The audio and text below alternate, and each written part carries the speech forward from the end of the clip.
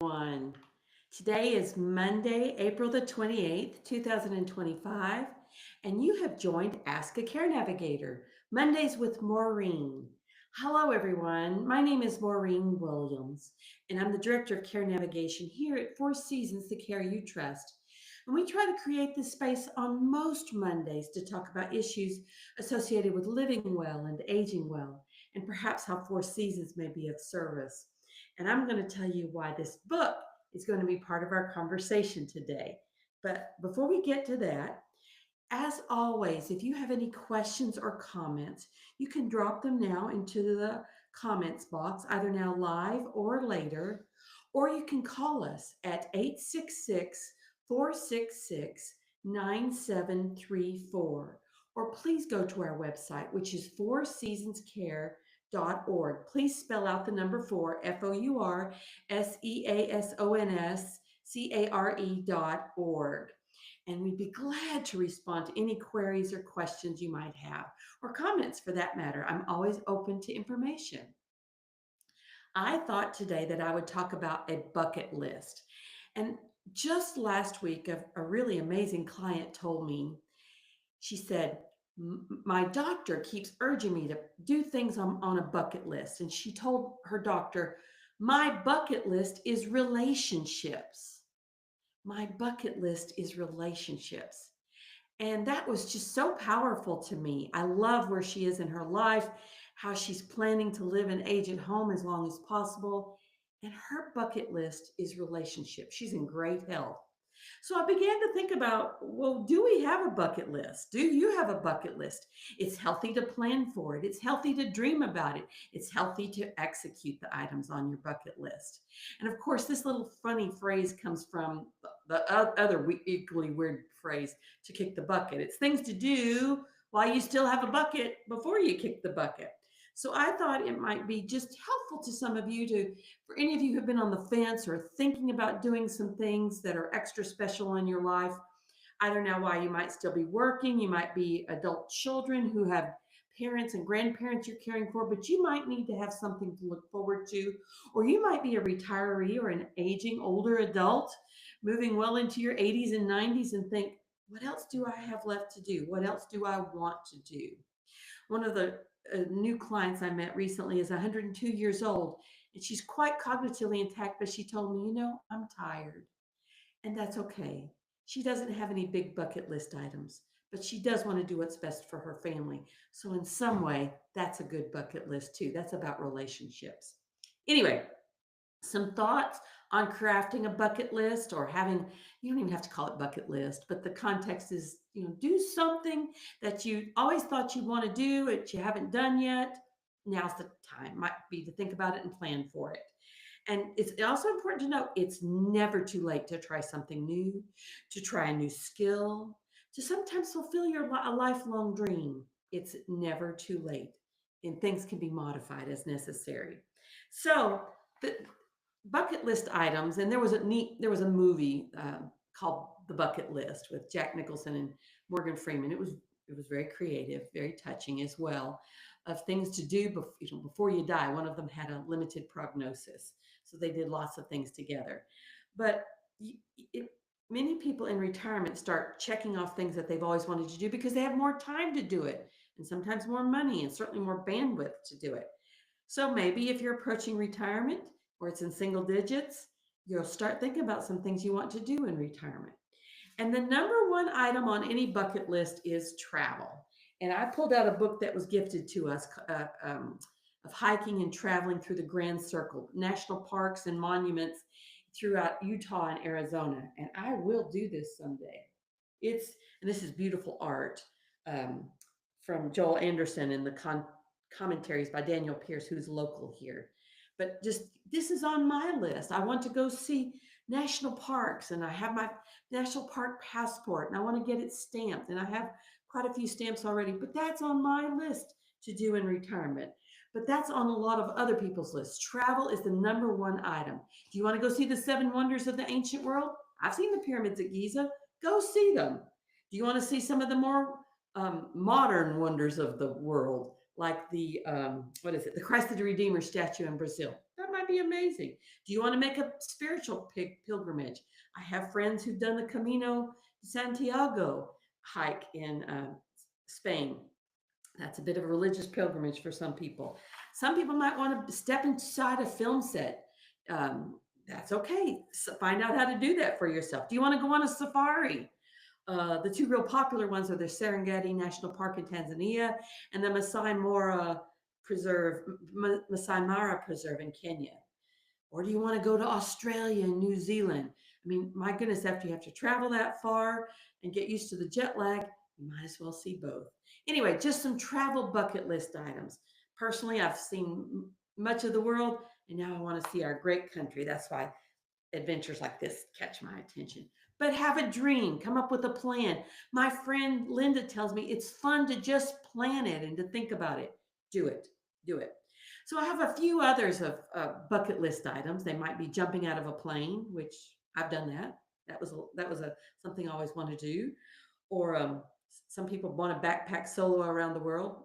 Don't want to do that. But there are simpler things you can do that build relationships that might add to the bucket list of relationships that you have already. So I wanted to share some of those with you. Okay. So here we go. The first one is to make as many memories as possible.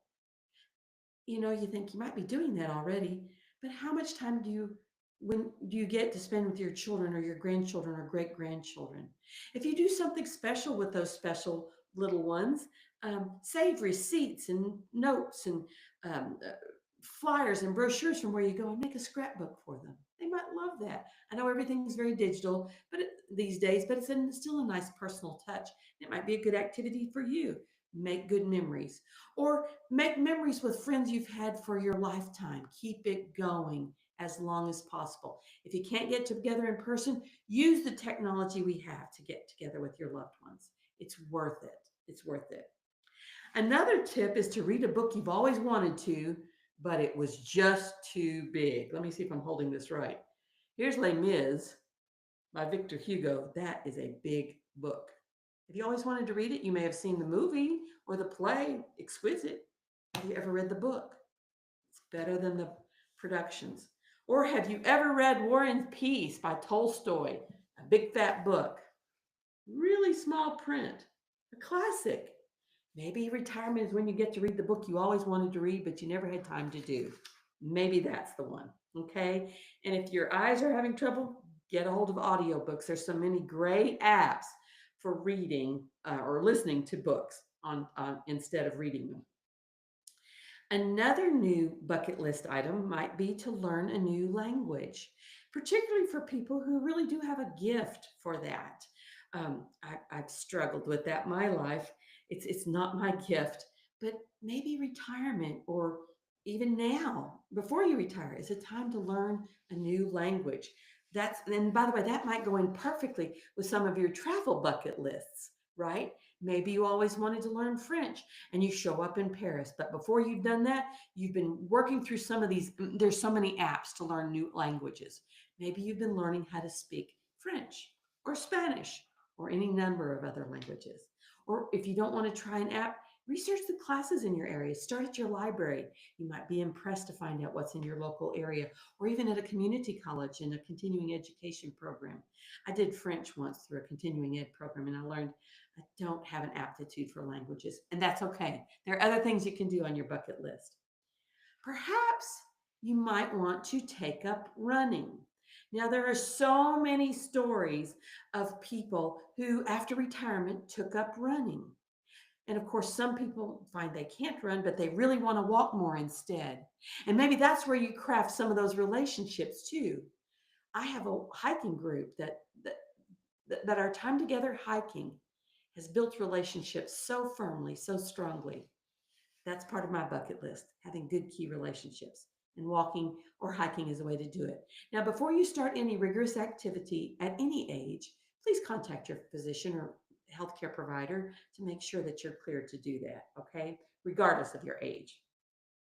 Another thing perhaps to put into your bucket list would be to trace your family tree. Now, many people have been involved with and interested in genealogy for years, and the internet makes it even easier to do it now than before. I remember my sister-in-law has had a lifelong interest in genealogy, and she and my brother-in-law have traveled to places where family members lived and they got more information. And now so much of that is just readily available on the internet.